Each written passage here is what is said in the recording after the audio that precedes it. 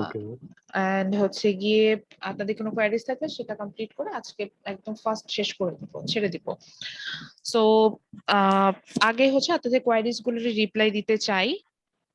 আচ্ছা, তার আগে আমি একটু আমাদের সিলেবাসটা একটু রিপিট করি, তারপরে আমার কিছু কথা আছে, এটা শেষ করে হচ্ছে আপনাদের কোয়ারিজ গুলো রিপ্লাই দিয়ে শেষ করবো। সো আমরা আমাদের আফটার মিড আমরা যে টপিক গুলো নিয়ে স্টাডি করা শুরু করেছিলাম, it's mainly focuses on the macro economic policy. Before mid, actually, we focuses on the part 2 and 3 basically, and those are talking about the macroeconomic performance. That means there are some indicators from which we can find out what's going on that economy. Then there are some policies, using them we can cope up with that economy. Like আমি একটা ইকোনমিতে দেখলাম suppose আমার inflation rate অনেক বেড়ে গেছে, এখন সেই inflation রেটকে control করার জন্য আমি কি করতে পারি, বা আমি দেখলাম যে আমার ইন্টারেস্ট রেটটা ঠিক নাই, বা আমি দেখতে পাচ্ছি আমার মানি মার্কেটে কোনো প্রবলেম আছে। তো এই জিনিসগুলো যে আমরা যে প্রবলেম গুলো ফেস করে থাকি, আমি একটু রিকোয়েস্ট করবো যে যারা আনমিউট হয়ে আছেন একটু মিউট করে ফেলেন। সো আমরা যে প্রবলেম গুলো আসলে ফেস করে থাকি, এই প্রবলেম গুলো কিভাবে সলভ করা যায়, এটাই আসলে মেইনলি আমরা আফটার মিড যে টপিক গুলো স্টাডি করেছি এগুলোর মেইনলি ফোকাসিং এরিয়া ছিল। So according to that, we started with the chapter 8. It discusses about the money and money related term. That is, we get ideas about the money market. What is money? Then what is money market? So first of all আমরা এখানে পড়েছিলাম যে মানিটা কি। মানিটা দেখেছিলাম যে মানিটা হতে গেলে যে কোনো প্রোডাক্টকেই আমরা, প্রোডাক্ট এখানে আসলে প্রোডাক্ট বলছে এই কারণে বিকজ আমরা যে কয়েন বা পেপার নোট বুঝি, দ্যাটস অলসো এ প্রোডাক্ট। মানে ইন্ডিভিজুয়ালি আমি যদি এটাকে নিই, এটা একটা গুডস, এইভাবে আমরা আসতে পারি। সো সেখানে আমরা দেখেছিলাম যে when it completes these three criteria, that is medium of exchange, unit of account, and store of value, then everything, every single product, if it's meet up these three criteria, then those products will be called money. Say for example, paper note, যেটা আমি dollar বলি বা আমি টাকা বলি বা rupee বলি, they fulfill these three criteria, that's why they are called money. But for example, credit card, আমাদের কাছে কিন্তু ক্রেডিট কার্ড দিয়েও আমরা অনেক ক্ষেত্রে ট্রানজাকশন করতে পারি। বাট আমি দেখেছি যে ফার্স্ট যে ক্রাইটেরিয়াটা আমাদের ছিল, like the medium of exchange, the credit card can't fulfill that option, or in some cases we can use it as a unit of account, এই ক্রাইটেরিয়া ফুলফিল করছে না। স্টোর অফ ভ্যালু আমরা সেটা কিছু ক্ষেত্রে করতে পারছি। সো সবগুলো ক্রাইটেরিয়া যদি ফুলফিল না করে আসে, then we can call it as money. So এই কারণে দেখা যাচ্ছিল যে পেপার নোট বা কয়েন্স যেগুলোকে হচ্ছে গিয়ে আমরা যেটা থেকে হচ্ছে এই আমার ক্রাইটেরিয়া গুলো ফুলফিল করে আসলো, সেগুলোকে আমরা মানি বলছিলাম। আচ্ছা, একটু বলে নি, মিডিয়াম অফ এক্সচেঞ্জ বলতে বোঝায় যে আমি ওই গুডসটা দিলে সেটার এগেনস্টে আমি যে কোনো কিছু কনজিউম করতে পারবো, আমি যেটা চাবো, এরকম একটা অ্যাক্সেসিবিলিটি থাকবে, তখন সেটাকে আমি মিডিয়াম অফ এক্সচেঞ্জ বলছি। ফর এক্সাম্পল, আমি যদি টাকা দিই, বাংলাদেশে টাকা দিলে দেখা যাবে যে টাকা দিয়ে আমি মোটামুটি অ্যাভেলেবল গুডস এন্ড সার্ভিসেস যেটা আমার প্রয়োজন আমি সেটা পারচেস করতে পারছি। So it has the it serves the criteria of medium of exchange. Unit of account means হচ্ছে আমি যে প্রোডাক্টটা কনজিউম করতে চাচ্ছি সেটার ভ্যালুটা ফাইন্ড আউট করতে হবে, so that call unit of account. Say for example, আপনি একটা হেয়ার কাট নিতে চান, for that you have to spend 40 টাকা। সো ওই যে আমার hair cut, it's a service. So এই সার্ভিসটা নেওয়ার জন্য যে আমি কতটুকু, মানে আমার দেশের কারেন্সিতে আমাকে কতটুকু স্পেন্ড করতে চাই আমি সেটা ফাইন্ড আউট করলাম। So that's call unit of account. And the last criteria is store of value. আমরা অনেক সময় দেখা যাচ্ছে যে সেভ করতে চাচ্ছি, কোনো প্রোডাক্টের প্রাইস এন্ড আদার, মানে প্রোডাক্টের ভ্যালুটাকে স্টোর করে রাখতে চাচ্ছি। এটা করার জন্য আমাদের কিন্তু এই পেপার নোট বা কয়েন যখন আমাকে যে প্রোডাক্ট আমাকে এটা সার্ভ করবে সেটাকে আমরা স্টোর অফ ভ্যালুতে নিয়ে আসছিলাম। Then we discuss about the types of money, and we find out there are two types of money in an economy, that is M1 and M2. M1 means any kind of currency like paper note and coins, and it also added with the traveler checks. আমরা দেখেছিলাম যে ট্রাভেলারদের একটা special হচ্ছে গিয়ে একটা check issue করা হয়। আমরা যেটা নিয়ে অনেক ডিসকাশন করেছিলাম যে অনেক ক্ষেত্রে এটা দেখা যায় যে ফরেন কান্ট্রিতে গিয়ে আমরা ওই চেকটা এক্সচেঞ্জ করতে পারি, that's call traveller cheque. So এইগুলোকে আমরা M1 টাইপ অফ মানিতে নিয়ে আসি। এছাড়া হচ্ছে কি any kind of bank deposit like savings account, current account, and anything issues by our depository institute, those are called M1 type of money. M2 type of money, the interesting fact is that M2 is covered, the M1 type of money Then also M2 type of money covered the time deposit, savings deposit, and any kind of fund from a mutual and others deposit. Basically আমি যেটাকে বলবো যে M2 টাইপের মানিটাতে যেটা হয় যে আমরা যে ডিপোজিট গুলো করে থাকি স্পেশালি লং টার্মের জন্য, যেটাকে আমরা টাইম সেভিং সার্টিফিকেটের আন্ডারে নিয়ে আসতে পারি, এবং মিউচুয়াল ফান্ডে আমাদের যে মানে যেখানে কন্ডিশন থাকবে, এই ধরনের মানিগুলোকে সাধারণত আমরা M2 টাইপস এর মধ্যে নিয়ে আসি। একইভাবে M3 টাইপের মানি থাকে, বাট M3 টার ইউজেসটা খুব কম থাকে বিধায় এখানে M3 নিয়ে কথা বলেন, এবং M3 টা আসলে খুব বড় লেভেলে যখন পলিসি নিয়ে আমরা কাজ করে থাকি সেটা জন্য দরকার। আমরা যে বেসিক লেভেলে যে পলিসি গুলো দেখছি এখানে আমাদের সেই M3 টাইপস অফ মানি দরকার হয় না, এই জন্য আমরা এটা নিয়ে স্টাডি করি নাই বা আমাদের বই সেটা নাই। Finally, we find out why there are some products which cannot serve as a money. Say for example, credit card, যেটা আমরা অনেক ক্ষেত্রেই ইউজ করি instead of paper note. So এটাও অনেক ক্ষেত্রে এটাকে আমরা মানি বলতে পারছি না, বা চেক এটাকে আমরা মানি বলতে পারছি না। এই রিজন গুলো দেখেছিলাম, রিজন গুলোর মধ্যে প্রথমেই দেখেছিলাম যে মিডিয়াম অফ এক্সচেঞ্জ ফার্স্ট ক্রাইটেরিয়াটি ফুলফিল করছে না, বিকজ মিডিয়াম অফ এক্সচেঞ্জে আমাকে যেটা বলছে যে আমার হচ্ছে গিয়ে আহ আমি যে কোনো জায়গায় গেলে আমার টাকাটা হচ্ছে একসেপ্ট করবে।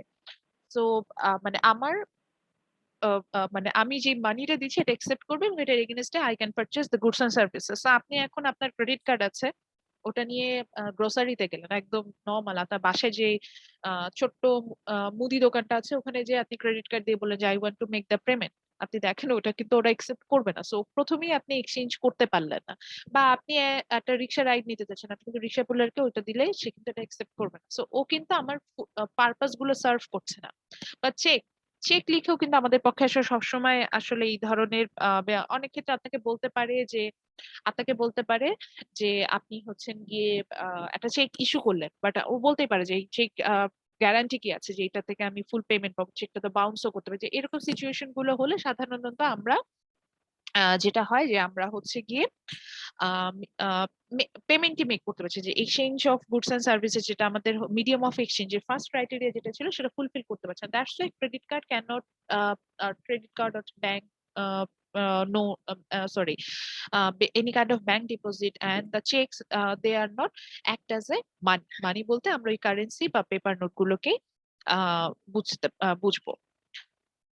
দেন আমাদের দেন এই চ্যাপ্টার থেকে আমরা সেকেন্ডলি যেটা পড়েছিলাম, যেটা আমাদের সেকেন্ড ইম্পর্টেন্ট টপিক ছিল, that is different type of depository institute. Here we focuses on the two type of depository institute, one is commercial bank, another one is central bank. এবং central ব্যাংকের জন্য আমি বলেছিলাম যে it's better to go for the online content. আমাদের বই এখানে হচ্ছে একটু এটার এক্সপ্লানেশন গুলো ইউএসএস ইকোনমি ওয়াইজ দেওয়া, সো এখানে আমাদের দেশের ইকোনমির সাথে আমরা কম্পেয়ার করতে গেলে আমরা সেখানে কিছু প্রবলেম ফেস করবো। Then we focus on the top, then we go to the chapter 10. It's about the aggregate demand and aggregate supply. Just allow some time and open the chapter.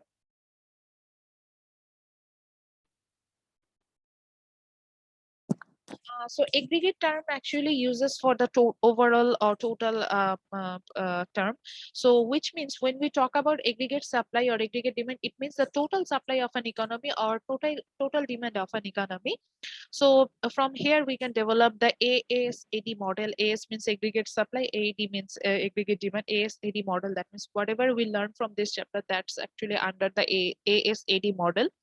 So first we get to know about aggregate supply. Aggregate supply actually shows the relationship between quantity of real GDP supplied and the price level. And here আবারও বলছি যে কেন আমরা real GDP supply নিয়েছিলাম, because real GDP shows you the original scenario, এবং একটা দেশের যে রিয়েল জিডিপি ওয়াইজ যে আমার যে টোটাল সাপ্লাইটা আছে সেটাই হচ্ছে কি কোয়ান্টিটি সাপ্লাইড হওয়া উচিত। আচ্ছা, এবং এটার সাথে আমি যেহেতু ওভারঅল সাপ্লাই নিয়ে কাজ করবো, যে বাংলাদেশে পুরো সাপ্লাইটা নিয়ে আমি কথা বলতে চাচ্ছি, সো এখানে একটা স্পেসিফিক প্রোডাক্ট নিয়ে কথা বলবো না, আমাদের বাংলাদেশে যতগুলো গুডস এন্ড সার্ভিসেস আছে সেগুলো সবগুলোর প্রাইস লেভেল নিয়ে আমাকে কথা বলতে হবে। That's why we take the price level here. Then we find out that is there are two types of মানে aggregate সাপ্লাইটাকে যখন আমরা দিয়েছি এস কে আমরা আচ্ছা ওয়েট এ মিনিট ছিলাম যে there are two types of aggregate supply. One is short run aggregate supply and long run aggregate supply. The short run aggregate supply is a upward sloping curve, just like the supply curve. That means it has positive relationship with price. That means when the price will increase, the supplier will supply more. But in long run, the aggregate supply curve is a vertical line because of long run means actually in that time we try to adjust with the economy. That means we want the what can I say, we want to survive in that economy. So in that cases actually when the price level increases, we don't increase the overall supply, because I want to survive in that economy. My target is not to make the highest profit in that time. My target is to make a minimum level of sorry, optimum level of profit, but I want to survive in this market. So এই strategy নিয়ে যখন আমরা যাই তখন কিন্তু price level অনেক বাড়লো, আমরা সাপ্লাইটাকে কোনো চেঞ্জেস আনি না। যেমন আমরা একটা এক্সাম্পল হিসেবে রাইস প্রোডাকশন নিয়ে কথা বলেছিলাম। আমরা জানি যে রাইস প্রোডাকশনে আমাদের সবসময়ই হচ্ছে গিয়ে ডিমান্ড থাকবে। সো এই ক্ষেত্রে রাইস প্রোডাকশনে যদি আমি সাপ্লাই কার্ভটা দেখতে চাই, এটা লং রান এগ্রিগেট সাপ্লাই আসবে এবং দেখতে পাবো যে এটা কিন্তু প্রাইস লেভেলের সাথে এটার সাপ্লাইটা আমাদের তেমন কোনো চেঞ্জেস আসবে না। সো এটা একটা ভার্টিক্যাল লাইন পাবো। বাট আমি যদি মানে কিছু শর্ট টার্মে কিছু প্রোডাক্ট, যেমন আমরা চিপস নিয়ে কথা বলেছিলাম বা আমরা কিছু স্পেশাল অফার নিয়ে কথা বলেছিলাম প্রোডাক্টের, সেগুলো কিন্তু আবার শর্ট রান এগ্রিগেট সাপ্লাইয়ের মতো এখানে আমরা দেখতে পাবো যে প্রাইস লেভেল বাড়ার সাথে সাথে আমরা সাপ্লাই বাড়াতে থাকবো এবং একটা অল্প সময়ের মধ্যে we will try to find out our we will try to achieve our maximum level of profit। তারপর আমরা যেটা হয় যে এই প্রোডাক্ট গুলোর ক্ষেত্রে আমরা মার্কেট আউট হয়ে যাই। তো এই কারণে কিন্তু শর্ট টার্ম এগ্রিগেট সাপ্লাই যে সাপ্লাই কার্ভটা দেখেছিলাম, it's upward sloping, but for long run it's a vertical line. Then we discuss about the aggregate demand curve, which is an important topic from this chapter. So aggregate demand means the same thing again. Aggregate demand will show you the changes in real GDP demand or real GDP with the price level. And as usual, it's a downward sloping curve. নিচের দিকে নেমে যাচ্ছে, এগুলোকে আমরা downward slope curve বলি।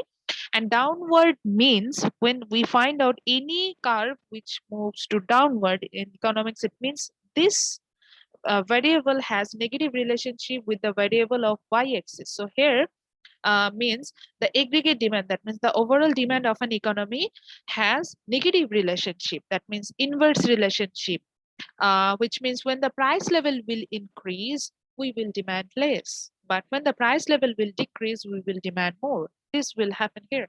So why this happens? So for that reason আমরা দেখেছিলাম যে aggregate demand curve যে downward slope, এটা দুটো রিজন আছে। one is wealth effect, another one is substitution effect। একদম শর্টকাটে বলি, ওয়েলথ এফেক্ট মিন্স হচ্ছে গিয়ে যখন আমার প্রাইস লেভেল বাড়বে, ইট মিন্স আমার real wealth, the value of real wealth, আমি যে ওয়েলথটা আসলে কাজ করছি, সরি আমার যে অ্যাসেটটা আছে সেটার ভ্যালুটা আসলে ফল করে। যেহেতু প্রাইস লেভেল বাড়ছে, আমার ক্রয় ক্ষমতা কমে যাচ্ছে, আমার যে পারচেজিং পাওয়ার ছিল সেটাই কমে যাচ্ছে, তো আমার ওয়েলথ কমে, আমার ওয়েলথের ভ্যালু কমে যাবে।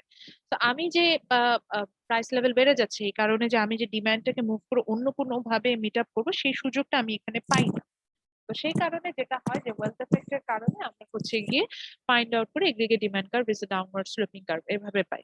আর সাবস্টিটিউশন ইফেক্টে আমরা দেখতে পাই যে আমরা যখন কোনো আমরা দেখি যে প্রাইস লেভেল বেড়েছে, তখন প্রোডাক্টটা কনজিউম করার জন্য আমরা যদি আমরা প্রোডাক্টটা আসলে কিনতে না পারি, তখন আমরা দেখা যায় যে সাবস্টিটিউট করে অন্য প্রোডাক্টে চলে যায়, এরকম একটা বিষয় হয়। সেই কারণেও দেখা যায় যে ঠিক আছে প্রাইস বেড়ে গেল, সাপোজ কফির প্রাইস বেড়ে গেল, সো ওভারঅল আমরা কি করবো, কফি থেকে সাবস্টিটিউট করে সেম ইউটিলিটি পাচ্ছে আরেকটা product like tea, we will move to that product.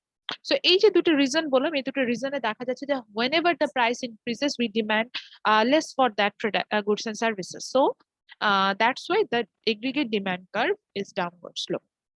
Okay, finally we find out some reason for that purposes. We can see that there is a changes in aggregate demand, that means the aggregate demand will increase or decrease, কমতেও পারে বাড়তেও পারে, এরকম আমরা দেখবো। So reason গুলো আমরা খুব ডিটেইলে পড়েছিলাম। একটা রিজন ছিল যে when my expected future income will increase, আমি যখন বুঝবো যে আমার এক্সপেক্টেড ফিউচার ইনকাম বাড়বে, আমি অটোমেটিক্যালি প্রেজেন্টে কিন্তু বেশি কনজিউম করব, so my demand curve will move to rightward or মানে ইনক্রিজ করছে। আবার যদি আমি বুঝি যে আমার এক্সপেক্টেড ফিউচার ইনকাম কমে যাচ্ছে, তখন my demand curve will move to leftward, আমরা এটাকে দেখবো যে ডিমান্ড কমে যাচ্ছে। ফিসকাল পলিসিতে দেখেছিলাম, ফিসকাল পলিসি মিন্স আমরা ফিসকাল পলিসিটাকে দিয়েছিলাম যখন গভর্নমেন্ট এক্সপেন্ডিচার ইনক্রিজেস, এরকম একটা সিচুয়েশন হয়, সেটাকে আমরা ফিসকাল পলিসি বলেছিলাম। So fiscal when the government expenditure increases or there are some tax cut on on overall economy, or there is increase in transfer payment, what happen?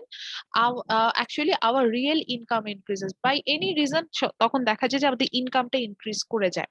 এটা আমরা একদম একটা গ্রাফিক্যাল রিপ্রেজেন্টেশন দেখেছিলাম, আমি একটা ফ্লো চার্ট করে দেখিয়েছিলাম। সেই ফ্লো চার্টের মতো আমরা ফিসকাল পলিসিটাতে দেখেছিলাম যে এইভাবে নিলে তখনই দেখা যাচ্ছে যে আমার ইনডিরেক্টলি আমাদের ইনকামটা বাড়ে, এবং গভর্নমেন্ট এটা করেই হচ্ছে কি যখন এক্সপেনশনারি ফিসকাল পলিসিতে যায়, গভর্নমেন্ট চায় যে ইকোনমিটা ইনক্রিজ করুক। যেমন এখন বাংলাদেশে গভর্নমেন্ট চাচ্ছে যে আমাদের ইকোনমিটা ইনক্রিজ করুক, গভর্নমেন্ট এটাতে যাচ্ছে। আচ্ছা, তো সেই ক্ষেত্রে যেটা হচ্ছে যে আমার হাতে যখন আমার ইনকাম যখন বাড়ছে, obviously I will demand more, so aggregate demand will increase.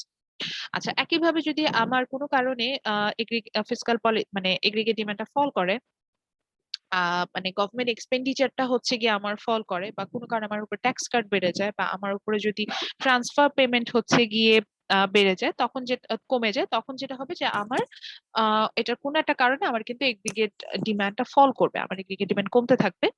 তো সেই কারণে কিন্তু আমি লেফট সাইডে মুভ করব। ওকে, ফাইনালি মনিটারি পলিসি যদি মনে থাকে তাহলে আমরা দেখেছিলাম যে monetary when there is simulative monetary policy, it increases the interest rate, also it increases our overall income, ওই একই কথা। যদিও এটার একটা নেগেটিভ ইম্প্যাক্ট হিসেবে আমাদের ইনফ্লেশন রেটটা ইনক্রিজ করে যায়, বাট আমরা মনিটরি যখন সিমুলেটিভ মনিটরি পলিসিতে ছিলাম তখন দেখতে পাচ্ছিলাম যে আমাদের এই ক্ষেত্রে ইকোনমিটার ওভারঅল ইনকামটা বাড়ে। তো একইভাবে ওভারঅল ইনকাম বাড়া মানে আই উইল, মানে আমরা সবাই ডিমান্ড বেশি করবো, সেগ্রিগেট ডিমান্ড কার্ভটা রাইট ওয়ার্ডে মুভ করবে, that means there is a increase in aggregate demand. And যদি রেস্ট্রিকটিভ মনিটরি পলিসি থাকে তাহলে আমাদের এমন একটা সিচুয়েশন গভর্নমেন্ট ক্রিয়েট করে যে আমাদের হচ্ছে গিয়ে আপনার ডিমান্ডটা মানে ওভারঅল ইনকামটা ফল করে, সো দ্যাট আমাদের income fall means we will demand less, so আমাদের এখানে এগ্রিগেট ডিমান্ডটা ফল করে আসবে। So these are some reason for that purposes our demand curve will shift. That means it will shift leftward or rightward. That means either বাড়বে অথবা কমবে, এরকম হবে। Finally আমরা হচ্ছে কি ম্যাক্রো ইকোনমিক যে পলিসি দুটো কথা বললাম, ফিসকাল পলিসি এবং মনিটারি পলিসি, এই দুটোতে ফোকাস করেছিলাম। এবং আন্ডার দা পার্ট 5 আমরা ফিসকাল পলিসি চ্যাপ্টার থেকে ফিসকাল পলিসিটা সম্পর্কে জেনেছিলাম, এই পলিসিটা কিভাবে কাজ করছে।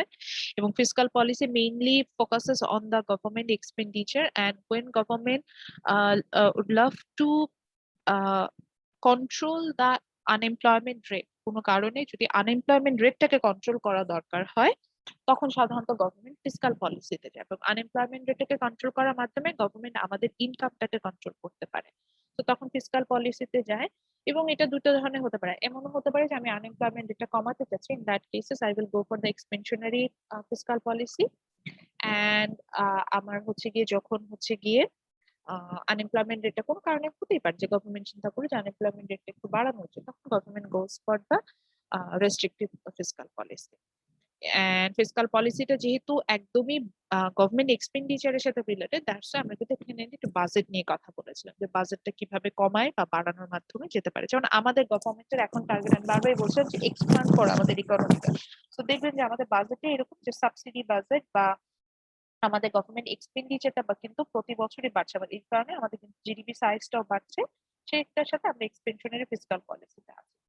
বাট এক্সপেনশনারি ফিসকাল পলিসিতে গেলে আমাদের যেটা হয় যে এটার সাথে আনএমপ্লয়মেন্ট রেটটা ফল করলো, it increases the interest rate, sorry it increases the inflation rate. তো ওটা তখন কন্ট্রোল করার জন্য, that means when government wants to control the money market or inflation rate, or I can say interest rate, in that case as government uses another policy, it's called monetary policy.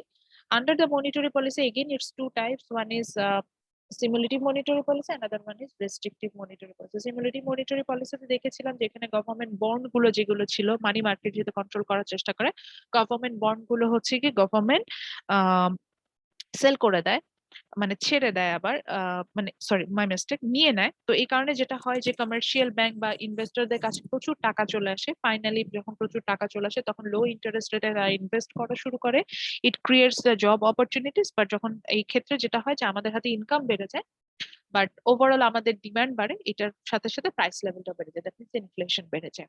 R restrictive monetary পলিসিতে যেটা হচ্ছে যে government কোনো কারণে যখন বুঝে যে inflation রেটটা মানে খুব বেশি হয়ে গেছে, তখন হচ্ছে কি গভর্নমেন্ট ইনফ্লেশন রেটটাকে কন্ট্রোল করার জন্য যেটা হয় যে বন্ড গুলোকে আবার মানে সেল করে। তো বন্ড যখন সেল করছে গভর্নমেন্ট, ট্রেজারি বন্ড যেটাকে আমরা বলছি, ট্রেজারি বন্ড গুলো যখন সেল করছে তখন এই ট্রেজারি বন্ড গুলোকে যখন আমরা গভর্নমেন্ট সেল করে দিচ্ছে তখন কিন্তু কমার্শিয়াল ব্যাংক ওর ইনভেস্টরদের কাছ থেকে একটা লার্জ অ্যামাউন্ট অফ মানি, আমি বলেছিলাম যে এই ট্রেজারি বন্ড গুলোর ভ্যালু অনেক বেশি, যেমন 5,000 কোটি টাকা, 10,000 কোটি টাকা এরকমও হতে পারে এগুলোর ভ্যালু। সো একটা লার্জ অ্যামাউন্ট অফ মানি, অর্থাৎ মানি মার্কেট থেকে একটা বড় অ্যামাউন্ট অফ মানি কিন্তু government through the central bank গভর্নমেন্টের কাছে চলে যায়। So money supply কমে যায়, money supply করা means the interest rate will increase, which will move towards to the decrease in investment. When there is decrease in investment, it means there is no job, new job opportunities. আমাদের salary automatically fall করতে থাকবে. When our income falls, it will move towards to the fall in aggregate demand. Aggregate demand কমলে obviously price level কমে আসবে, এরকম একটা situation আমরা ওখানে দেখতে পাই। সো এই জিনিসগুলোই হচ্ছে গিয়ে মোটামুটি এগুলো পড়ে আসছিলাম, এর বাহিরে আর তেমন কিছু পড়ি নাই। সো যদি কোনো সিলেবাস থেকে কোনো কোশ্চেন থাকে you can ask me.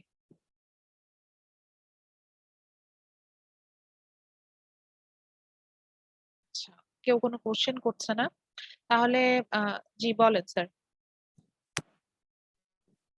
Ma'am syllabus related না, বাট হচ্ছে আমাদের যে প্রেজেন্টেশন আর হচ্ছে যে এটা দিছিলেন, অ্যাসাইনমেন্টটা দিছিলেন, এটা লাস্ট ডেট কি আজকে নাকি হচ্ছে 18 তারিখ ছিল না ম্যাম? আমাকে একজন নক দিয়ে বললো আজকে নাকি লাস্ট ডেট।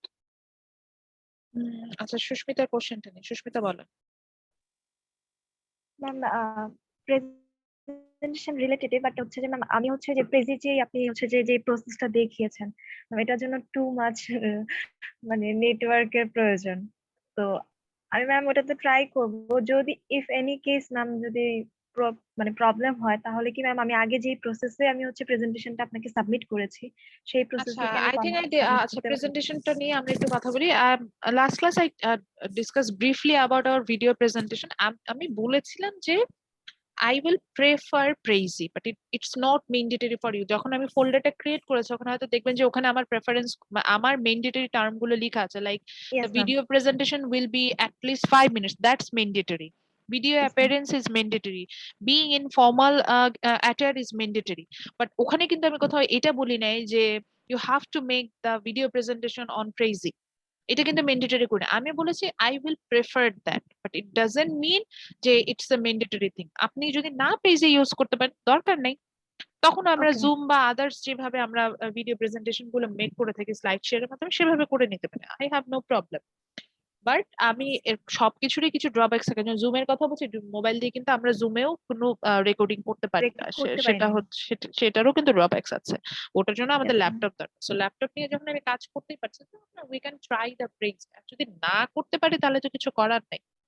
তো এটা আমার প্রেফারেবল না। আর পারভেজ, আপনি হচ্ছেন কি একটু গুগল ক্লাসরুমে যে ভালো করে ফোল্ডারটা খেয়াল করলে লাস্ট টাইমটা দেখতে পাবেন, এটা ম্যাম মানে লাস্ট টাইম Saturday. তো এটা দেখেছিলাম হচ্ছে যে গিয়ে 18 18 দেওয়া। তারিখ হচ্ছে আপনাদের লাস্ট টাইম, জি লাস্ট ডেট দেওয়া, যেহেতু আপনাদের এক্সাম হচ্ছে থার্সডে এবং আপনাদের এক্সাম শেষ হওয়ার within 3 days I have to, আমাকে মার্কস ইনপুটটা দিতে হবে। এর মধ্যে আপনি আসলে যদি না সাবমিট করেন তাহলে আমার আর কিছু করা থাকবে না। So আমার ওইভাবে টাইমিংটা সেট করা ছিল, লাস্ট ক্লাসে আমি কথা বলে বাট নিয়েছিলাম। তো এটা একটু দেখে জি ওখানে ম্যাম, বাট ওই একজন আমাকে নক দিয়ে বললো যে আজকেই নাকি যে লাস্ট ডেট, নক এটার দিয়েছে জন্য আমি তাকেও বলবেন যে গুগল ক্লাসরুমে যাতে যে বসে ওটা দেখে, কারণ ওটা মানে ওটার ইনফরমেশন ওখানেই দেওয়া আছে, জাস্ট ফোল্ডারে ক্লিক করলেই ইনফরমেশনটা পেয়ে যাবে।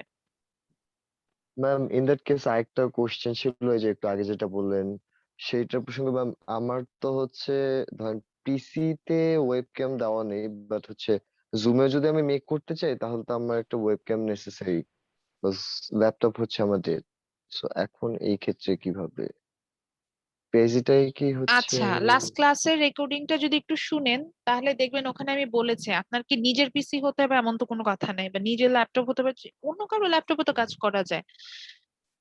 আর যদি আপনি সেটা নাই করতে পারেন সেক্ষেত্রে আমি বলবো যে মোবাইলটাকে এখানে সেকেন্ডারি ডিভাইস হিসেবে কাজ করতে, এবং স্ক্রিন ক্যাপচার ওইটা ইউজ করে আপনি হচ্ছেন গিয়ে মোবাইল দিয়ে আমরা চাইলে প্রেজেন্টেশনটা মেক করতে পারি। ধরেন আপনি একদমই আনএবল, সেক্ষেত্রে আপনি হচ্ছেন কি স্ক্রিন রেকর্ডিং মানে স্ক্রিন ক্যাপচার, সরি মেবি এরকমই নাম, ওই অ্যাপসটা ইউজ করতে পারেন, ওটা হচ্ছে আবার মোবাইলের জন্য available. Ma'am so screen recorder নামে একটা অ্যাপস আছে, ওটা হ্যাঁ দিয়েও করা যায়।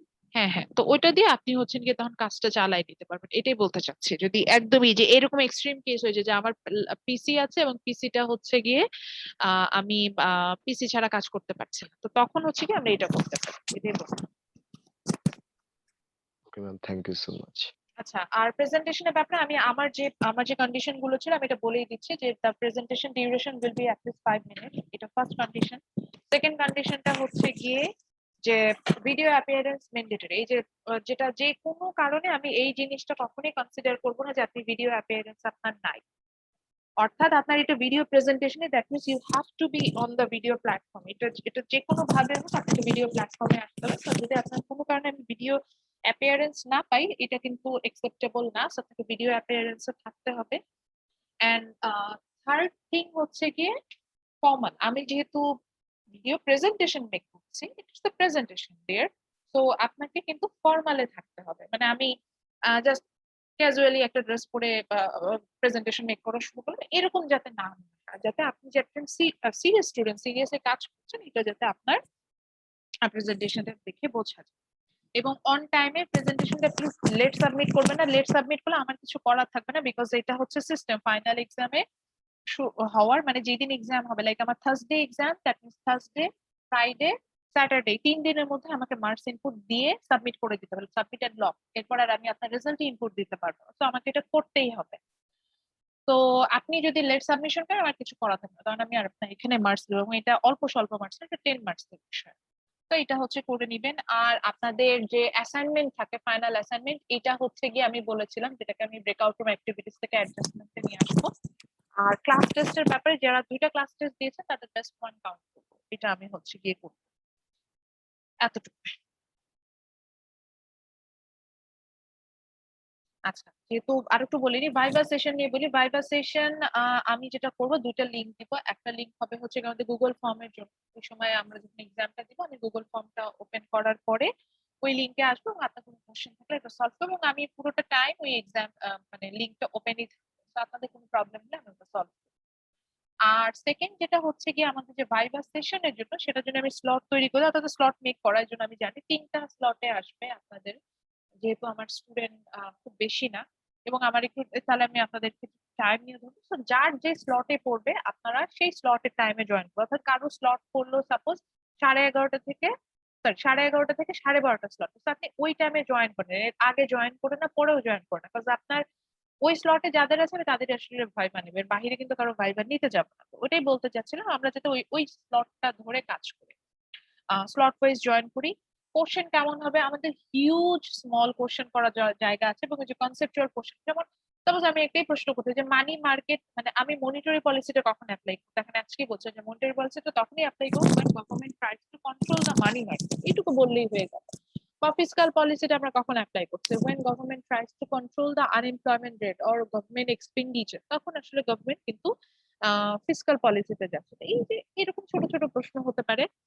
আরো বেটার হচ্ছে কি ম্যাক্রো একটু ডিফিকাল্ট, সো ম্যাক্রো থেকে দেখা যায় যে না পড়লে আসলে অ্যান্সার করা যায় না, সেক্ষেত্রে যদি আমরা একটু গো থ্রু করি, মানে লাইক আমরা যদি হচ্ছে গিয়ে একটু আই ক্যান সে, মানে একটু রিডিং পড়ি, চ্যাপ্টার গুলো একটু রিডিং পড়ি, তাহলে ভালো করবে। এবং আমি বারবারই বলেছি বইটা পড়তে, আমি হয়তো স্লাইড শেয়ার করেছি আপনাদের সাথে কয়েকটা কোড, মানে কয়েকটা ইয়ার জন্য, কিন্তু আমি কোনোটাতেই স্লাইড গুলো প্রেফার করি না।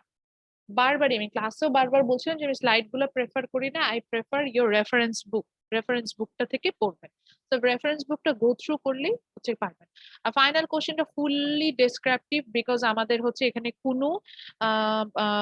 কোনো হচ্ছে গিয়ে আপনার ইয়া ছিল না, যেটাকে বলা যায় যে কোশ্চেন করা, মানে কোনো ম্যাথমেটিক্যাল পার্ট ছিল না, সো ফুললি রিটেন বেসড একটা হচ্ছে একটা কোশ্চেন ছিল, সো সেখান থেকে আপনি হচ্ছে কি আসবেন, এই তো।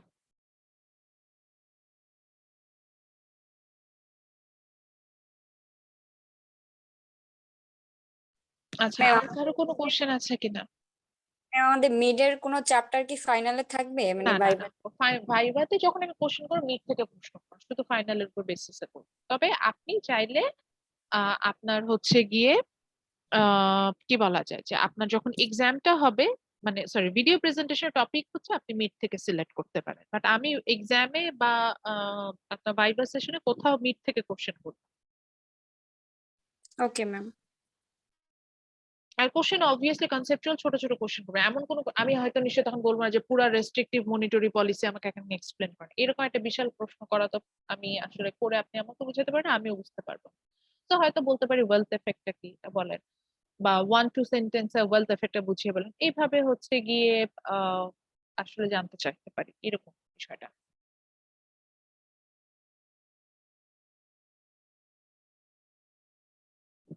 কারো যদি কোশ্চেন না থাকে তাহলে আমি ক্লাস শেষ করে দিব, যেহেতু আপনাদের আর একদিন পরে এক্সাম, আপনাদের প্রিপারেশন নিতে হবে।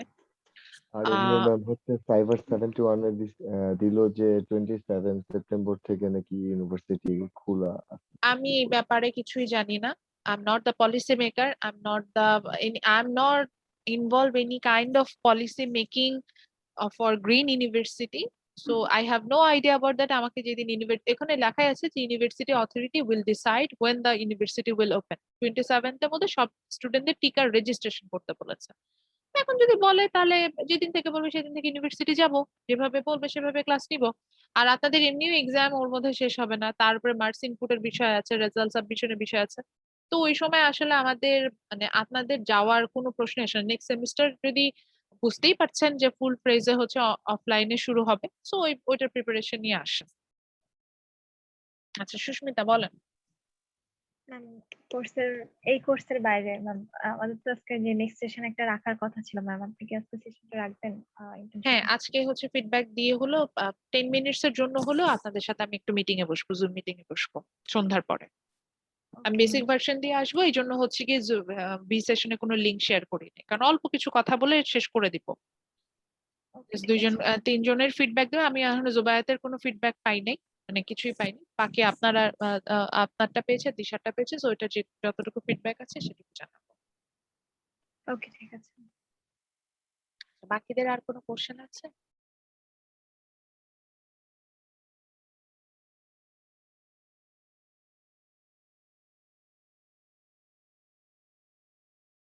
আচ্ছা না থাকলে আমি তাহলে আজকে শেষ করে দিই। আমার একটা কোশ্চেন ছিল কি বলো? ম্যাম, আমাদের রিটেন এক্সামে কি কোনো গ্রাফ আঁকতে হবে? কোনো অ্যান্সারে কি গ্রাফ ছিল? মানে আমরা যখন ক্লাস করেছি গ্রাফ করেছি? না ম্যাম, আর কি গ্রাফ না, কে থেকে বলছে? নামটা অনেকগুলো বুঝেছি। গ্রাফ ছিল, হ্যাঁ। তো তার মানে থাকবে। ক্লাসে যদি করে থাকি, ক্লাসে যদি ড্র করে থাকি, বা যদি গ্রাফিক্যাল পুরো রিপ্রেজেন্টেশন দেখেন, মনিটরি পলিসিতে আমি একটা ফ্লো চার্টের মধ্যে দেখিয়েছি, বা ফিসকাল পলিসিতে ফ্লো চার্ট দিয়ে এক্সপ্লেন করেছি। আপনিও চাইলে আসলে এভাবে ফ্লো চার্ট দিয়ে এক্সপ্লেন করে দিচ্ছি, অবভিয়াসলি গ্রাফ থাকে। ওকে। যেমন মানিতে কোনো গ্রাফ ছিল না, ঠিক আছে, বা কোনো ফ্লো চার্ট দেখেন, আমরা মানি রিলেটেড কোশ্চেন হলে ওখানে কোনো গ্রাফ বা ফ্লো চার্টের বিষয় নেই, বলে এগ্রিগেট ডিমান্ড হওয়া মানে ওখানে গ্রাফ ছিল, এরকম বিষয়।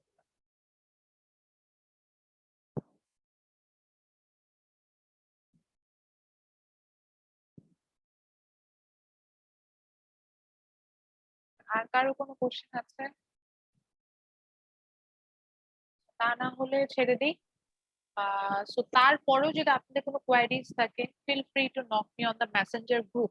আমাকে পার্সোনালি নক করবেন না কাইন্ডলি, বিকজ আমি কোনো মেসেজ যে আদার্স ইনবক্স আমি কখনোই চেক করে দেখি না। আপনাদের কোনো অবভিয়াসলি আমার কোর্স রিলেটেড কোনো কোয়ারিজ যদি থাকে, সেটার জন্য আমাকে মেসেঞ্জার গ্রুপেই নক করবেন।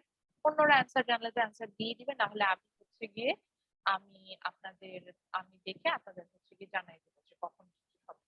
ওটাই বলতে চাচ্ছি। কোনো কোশ্চেন থাকলে অবভিয়াসলি আস্ক করবেন। আর রেজাল্টের ব্যাপারে আপনার মিডের স্কোরটা পেয়েছেন, আমি শুধু মিডের স্কোরটাই এবার রিলিজ করবো, এছাড়া দিব না। তবে যখন ভাইভা সেশন হবে, ভাইভা সেশনের সময় আমি কিন্তু স্কোরটা নিয়ে আপনাদের সাথে শেয়ার করবো যে কি হতে পারে। এটাই হচ্ছে কি বিষয় ছিল।